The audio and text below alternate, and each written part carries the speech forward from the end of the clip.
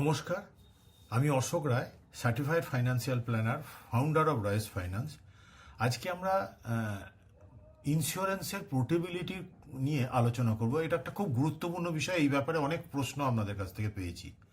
তো তার আগে বলি যে এই আলোচনা করার আগে যে আমরা এর আগের 5টা পার্টে আপনাদের কাছ থেকে পাওয়া বিভিন্ন গুরুত্বপূর্ণ কোশ্চেনগুলোকে নিয়ে আমরা আলোচনা করেছি। যদি আপনার ওই ভিডিওগুলোকে না দেখা হয়ে থাকে তাহলে আমি বলবো আগে ওই ভিডিওগুলোকে দেখে নিন, তারপর এই ভিডিওটা দেখবেন। তো তাহলে অনেক কিছু জানতে পারবেন। তাহলে আমরা আজকে প্রথমে কি প্রশ্ন আছে দেখি। প্রশ্নটা হচ্ছে পলিসি পোর্টেবিলিটি বিষয়টা কি, এটার কাজে কি লাগে, প্রয়োজনীয়তা কি। দেখুন, পোর্টেবিলিটি মানে ধরুন কি বলবো, মানে বোঝানোর জন্য বলছি, একটা সময়ে আমাদের কোনো মোবাইল নাম্বার পোর্টের সুবিধে ছিল না। তখন কেউ যদি মনে করতো যে অন্য কোনো মোবাইল প্রোভাইডারের কাছে সার্ভিস নেবে, মানে হয়তো আপনার কানেকশন আছে ভোডাফোনে, এবার আপনি চাইছেন যে না আমি এয়ারটেলে সার্ভিস নেব, তাহলে যেহেতু তখন কোনো পোর্টেবিলিটি সুযোগ ছিল না, সেই কারণে কি করতে হবে আপনাকে, না আপনাকে নতুন করে একটা কানেকশন নিতে হবে এয়ারটেলে, এবং নতুন একটা নাম্বার হবে। এবার এই নতুন নাম্বারটাকে এবার আপনাকে সকলকে শেয়ার করে সে জানাতে হবে, সেটা একটা বড় প্রবলেম ছিল।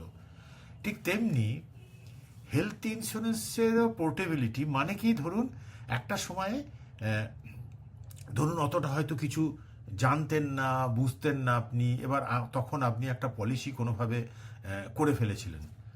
তারপরে আপনি বুঝতে পারেন যে ওই পলিসিটাতে আপনি যে পয়সা প্রিমিয়াম হিসেবে দিচ্ছেন আর তার বিনিময়ে ক্লেমের সময় যতটা ক্লেম পাবেন তাতে অনেক পার্থক্য হতে পারে, মানে ঠিক হচ্ছে না।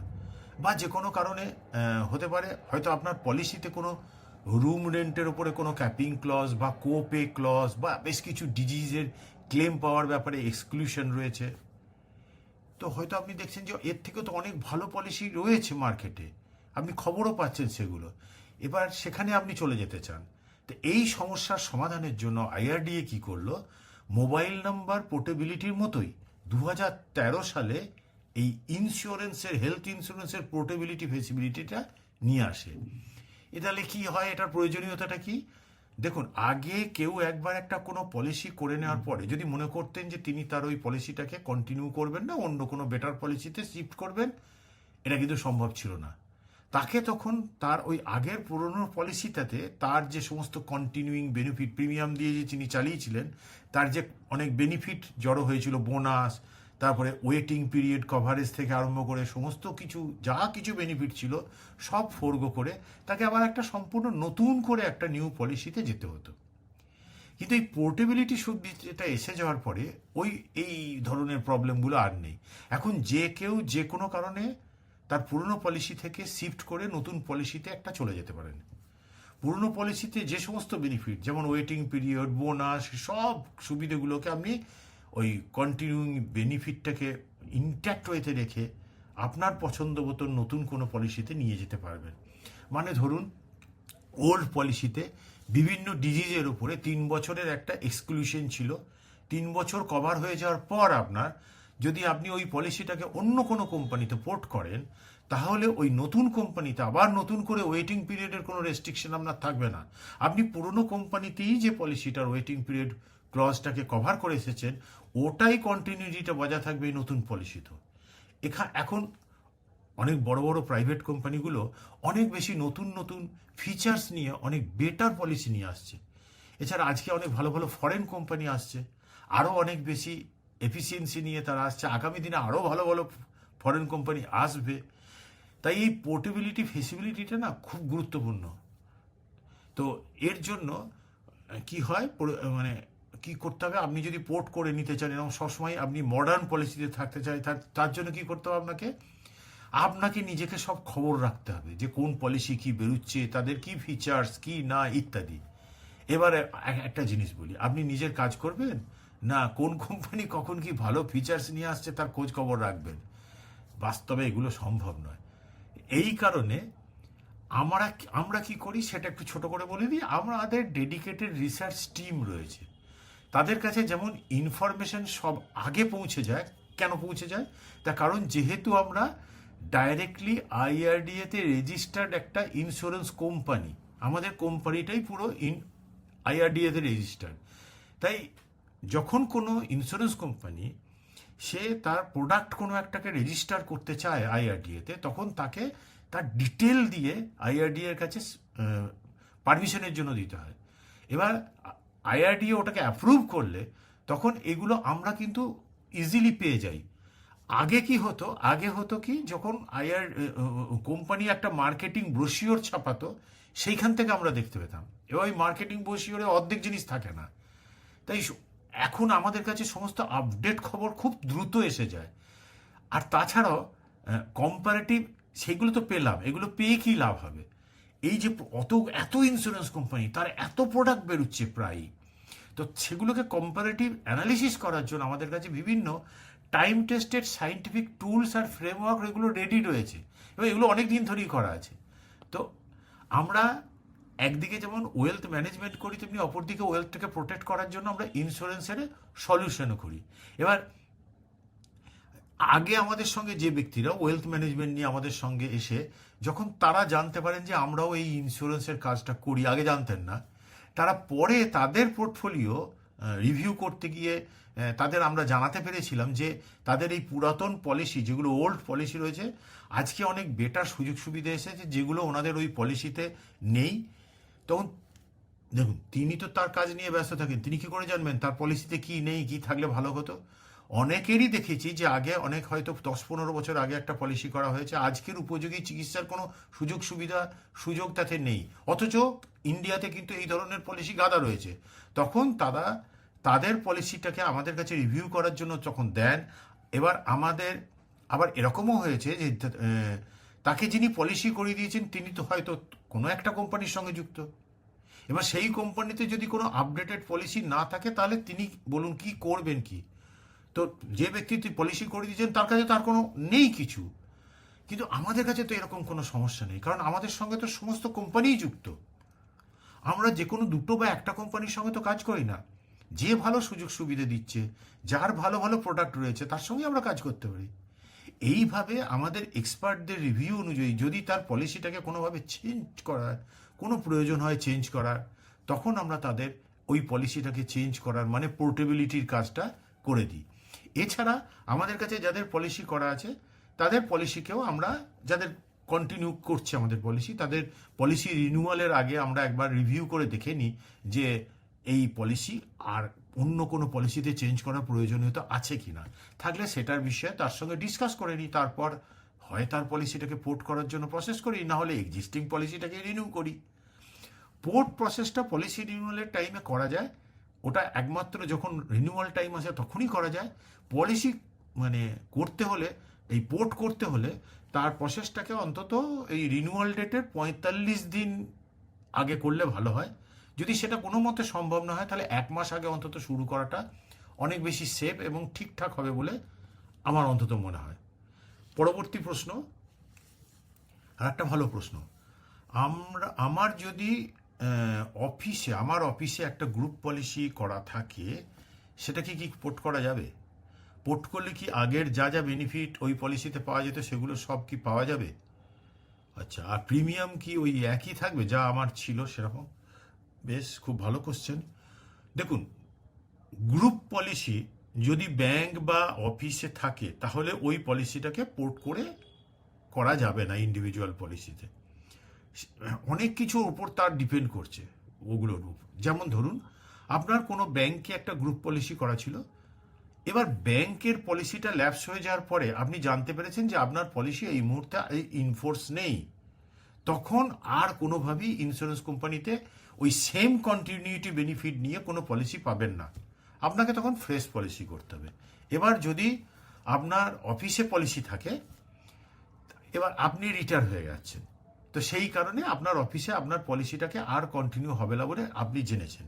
তো এক্ষেত্রে আপনি আপনার অফিসে যে কোম্পানির পলিসি রয়েছে সেই কোম্পানিতেই, যে কোম্পানিতে আপনার পলিসি রয়েছে সেই কোম্পানিতেই পলিসি পোর্টেবিলিটির জন্য প্রপোজাল জমা দিতে পারেন। এবার ওই প্রপোজাল ওই ইন্স্যুরেন্স কোম্পানি অ্যাকসেপ্ট করবে না সেটা সম্পূর্ণ ওই কোম্পানির নিজস্ব ব্যাপার। যদি পলিসি ওই কোম্পানি পোর্ট করে অ্যাকসেপ্ট করে, তাহলে অবশ্যই আপনার কন্টিনিউটির বেনিফিট থাকবে, মানে সমস্ত প্রি এক্সিস্টিং ডিজিজের ওয়েটিং পিরিয়ড আর কোনো কিছু থাকবে না। যদি সেই পিরিয়ডটা ওই গ্রুপ পলিসিতে কভার হয়ে থাকে তাহলে এইগুলো কিন্তু আর থাকবে না, কোনো ওয়েটিং পিরিয়ড থাকবে না। কিন্তু প্রিমিয়াম বা গ্রুপ পলিসির বেনিফিট একদমই কখনই এক থাকবে না, কারণ ওটা গ্রুপ পলিসি আর এটা ইন্ডিভিজুয়াল পলিসি, তাহলে ওর প্রিমিয়ামও বাড়বে আর বেনিফিটও অনেক চেঞ্জ হবে। তখন ওই পলিসিটা একটা ইন্ডিভিজুয়াল পলিসির মতন কাজ করবে। তবে প্র্যাকটিক্যালি দেখা যায়, যেটা আমরা দেখেছি, যে গ্রুপ পলিসিতে থেকে ইন্ডিভিজুয়াল পলিসিতে কোনো ইন্স্যুরেন্স কোম্পানি খুব একটা মানে অ্যাকসেপ্ট করতে চায় না। এবার না নিলে কি হবে তাতে? যদি অ্যাকসেপ্ট না করে তাহলে কি হবে? তিনি তো বলছেন যে আমি রিটায়ার করব, তো এই বয়সে তিনি পলিসি ছাড়া থাকার কথাও তো ভাবতে পারবেন না, তাই না? কারণ তার কোনো অ্যাক্টিভ ইনকাম তখন থাকবে না, কারণ তিনি রিটায়ার হয়ে যাচ্ছেন। তো ওই যে রিটায়ারমেন্টের জন্য জমানো টাকাটা, ওটাই তো তখন তার একটা কলসির জলের মতন গড়িয়ে গড়িয়ে চলতে হবে। এবার ওটাকে যদি এক ধাক্কায় মানে কোনো বেশ কয়েকটা হসপিটালে চিকিৎসার খরচ এসে যায় এবং এক ধাক্কায় ওই টাকাটাকে কিন্তু কমিয়ে দিতে পারে, তো তাহলে তাকে তখন নিজের জন্য একটা তো পলিসি নিতে হবে না? এই এজে একদম একজন 30 বছরের যুবক ছেলে যেরকম হেলথ থাকে সেরকমটা তো থাকা সম্ভবই নয় প্রায়। তাই ইন্স্যুরেন্স কোম্পানির কাছে ভালো পলিসি অ্যাকসেপ্টেন্স যেটা আছে, সেই রকম অ্যাকসেপ্টেন্স এই বয়সে পলিসি করতে গিয়ে পাওয়া খুব কঠিন। তখন কি হবে, অনেক আপনি যদি ধরুন ওই রিটায়ারমেন্টের ওই জায়গায় এসে পলিসি করতে চান, অনেক রেস্ট্রিকশন, এক্সক্লুশন, ওয়েটিং পিরিয়ড চাপিয়ে পলিসি দেবে, বা এরকম হতে পারে অনেক এক্সট্রা প্রিমিয়াম ছাড়া কোনো পলিসি অ্যাকসেপ্টই হতে চাইবে না। এগুলোর মানে হয় কোনোটা ঘটতে পারে অথবা সবগুলোই ঘটতে পারে, কারণ ওই বয়সে অনেকেই ভাবে যে ইন্স্যুরেন্সের জন্য এলিজিবিলিটির যে প্রয়োজন হয় সেগুলো অনেকভাবেই অনেকে হারিয়ে ফেলেন। এই কারণে আমাদের স্ট্রং রেকমেন্ডেশন থাকে যে আপনার না সময় থাকতে থাকতে অফিসের পলিসি থাকলেও নিজের জন্য একটা পলিসি এটা থাকা খুব প্রয়োজন, এবং এটা নিয়ে গড়িমসি করাটা পরবর্তীকালে অনেক বড় আকার ধারণ করতে পারে। নেক্সট প্রশ্ন, আচ্ছা এটা একটা প্রশ্ন এসেছে কি, যে আমার একটা পলিসি ছিল 5 লাখ টাকার, আচ্ছা নো ক্লেম বোনাস নিয়ে আমার কভারেজ হয়েছিল 10 লাখ টাকার। এবার যদি আমি এই পলিসিটাকে পোর্ট করি তাহলে আমি কি বোনাসের বেনিফিটটা পাবো? এটা একটা ভালো কোশ্চেন। আগের পলিসি ছিল 5 লাখ টাকার, নো ক্লেম বোনাস নিয়ে কভারেজ হয়ে গিয়েছিল বেড়ে 10 লাখ টাকা। এবার ওই পলিসিটাকে পোর্ট করলে ওই বোনাসের বেনিফিটটা আপনি পাবেন কিনা? ভালো, আপনি আগের কোনো ক্লেম নেননি, তার জন্যই কিন্তু ওই কোম্পানি আপনাকে বোনাসটা দিয়েছিল। তো এবার ওই আগের কোম্পানি কোনো ক্লেম না নিয়েই তাকে আপনি প্রিমিয়াম দিয়েছিলেন, সে প্রিমিয়াম এনজয় করেছিল, তাই জন্য সে আপনাকে বোনাস দিয়েছিল।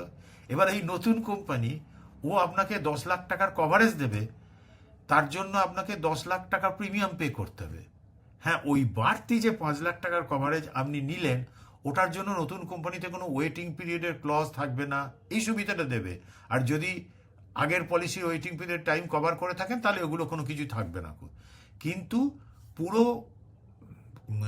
নো ক্লেম বোনাসটাকে আপনি এই কোম্পানিতে পাবেন না। যদি আপনি 10 লাখ টাকার বদলে 11 লাখ টাকা কভারেজ করেন তাহলে এটা হতে পারে, 5 লাখ টাকার বদলে বাড়িয়ে করেন তাহলে আপনি ততটাই পাবেন, কিন্তু এই নো ক্লেম বোনাসটা আপনি পাবেন না।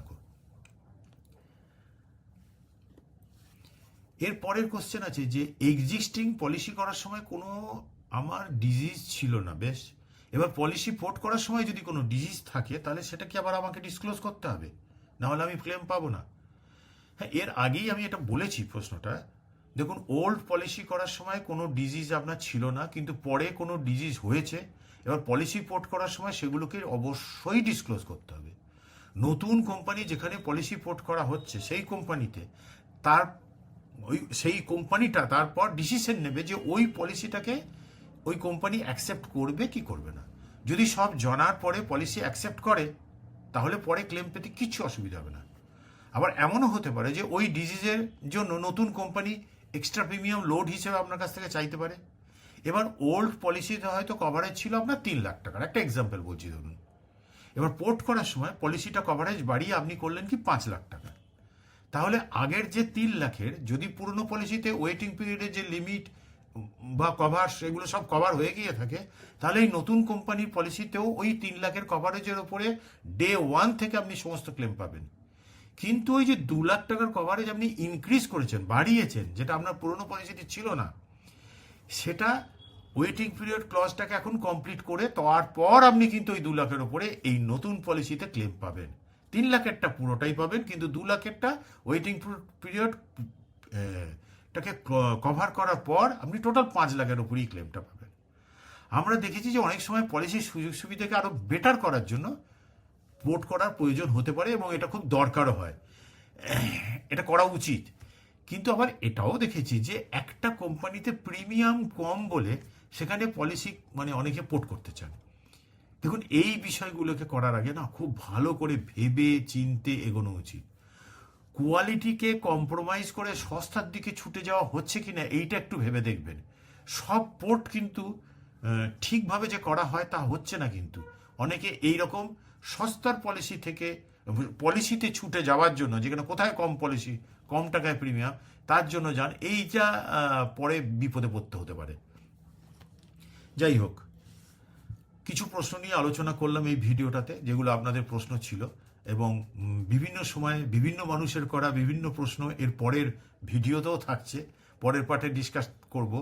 আর আবার বলছি, যদি আগের পার্টের প্রশ্নগুলো আপনাদের না দেখা হয়ে থাকে, ওগুলোকে একটু দেখে নিতে পারেন, অনেক কিছু জানতে পারবেন। আমি বলছি শুনুন, যে প্রশ্নের উত্তরগুলো দেওয়া হয়েছে। তো এই পুরো ভিডিও সিরিজটাকে, যে হেলথ ইন্স্যুরেন্সের উপরে এই ভিডিও সিরিজটাকেই দেখে রাখুন, তাহলে আপনাদের অনেক ধারণার পরিবর্তন হবে। নমস্কার, আবার পরের ভিডিওতে দেখা হচ্ছে।